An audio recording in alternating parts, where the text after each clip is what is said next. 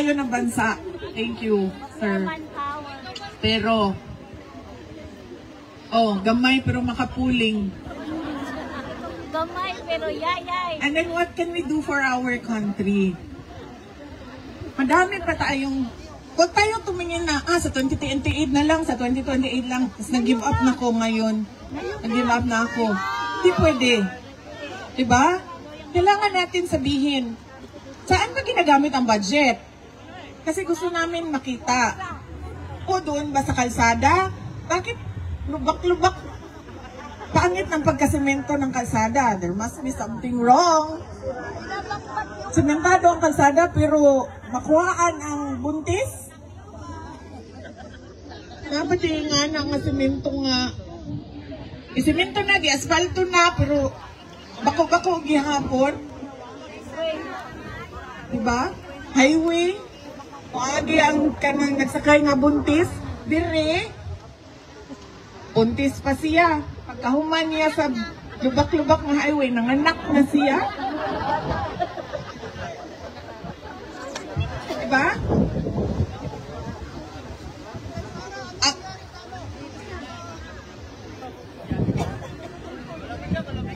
Wala pa, sir. Padayon gihapon ang discussions sa kaso questioning the blanks in the budget. Pero sige gihapon gamit sa kwarta. Wala mo tayo problema sa paggamit sa budget. Basta makita lang nato asa gigamit ang budget. Pili nang nahurot na lang sa ayuda o sa magic na kung asa. Yes! Nagbenta ng gold.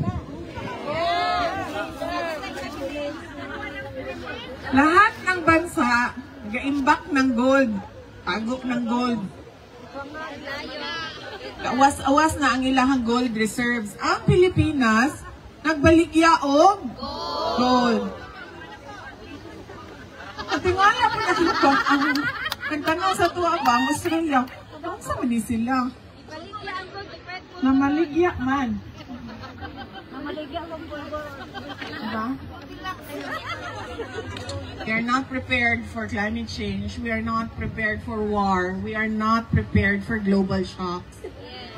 Because there is no plan at all. There is no vision at all. I've been a member of the cabinet. And there was no direction at all. So we need to come together and push for the administration to give what is rightfully for the country. Ano yun? Security. Infrastructure development. Healthcare.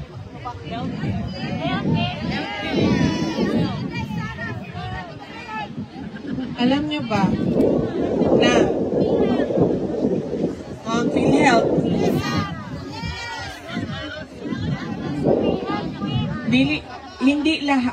hindi lahat under sa PhilHealth, hindi lahat covered sa PhilHealth.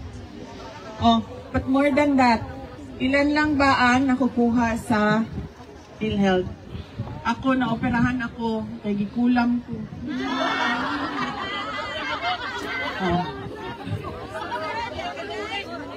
Parang? Nakoperahan ko din naman, kay gikulam ko. Sige, may minuang.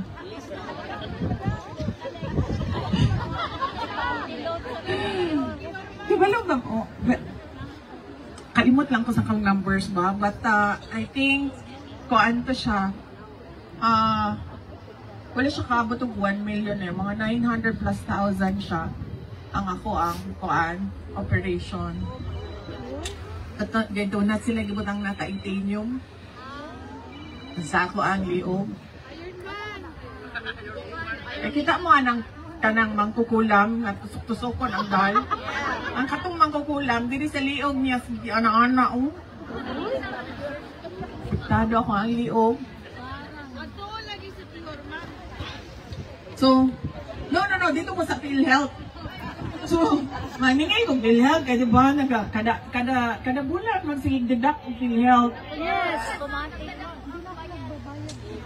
Di na daw ko pwede kaya na-hospital man ko before ko na-operahan. So, nag-claim ko og PhilHealth dito. Unya, pag katong ako anang operation yun na tinuod, pila to? 18,000? Siguro to. 18,000. Ana lang. Ang deduction sa PhilHealth. And nag-contribute ko since 2007. Atong nagsugod ko og trabaho. So almost 20 years na ko sa PhilHealth na sige og contribute. I can forgo 18,000 sa PhilHealth. Pero the people who do not have the means to pay for their hospital bill cannot forgo 18,000. Balo mo sa amo ang opisina. People come with 1.5 million, 3 million na bill. And then they have to go around offices. They have to go to DSWD, to congressman, senator, to OVP, to PCSO, to PAGCOR, requesting for assistance.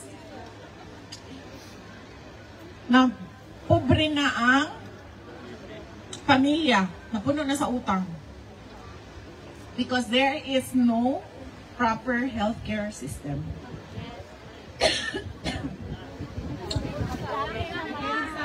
Yan. So ano ba ang dili ma'am, tungod niya siya sa ako ang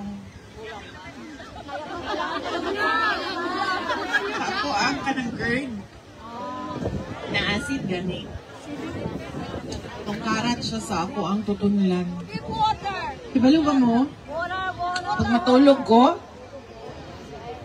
adlaon, ingon ko sa kong mama, ginakulam na po ko ni Lisa mo.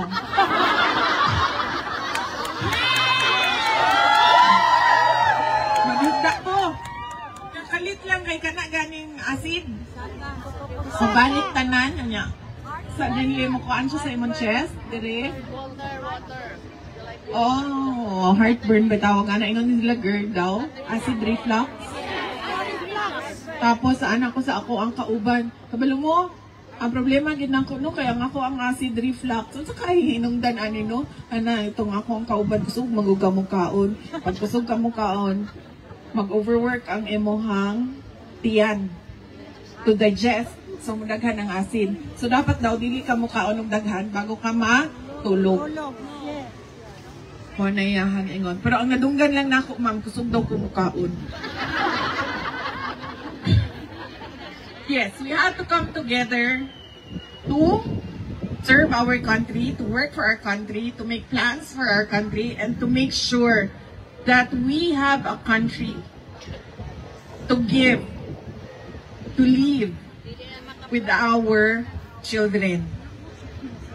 And we all know what we want to see in our country. And we must make sure that the government does the work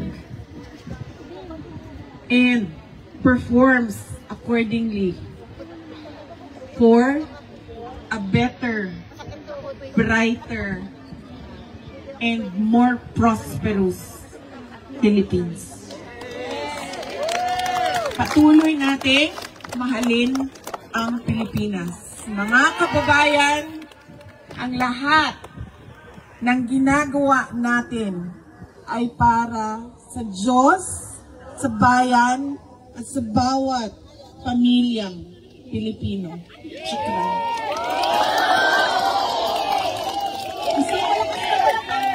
Vice Presidente!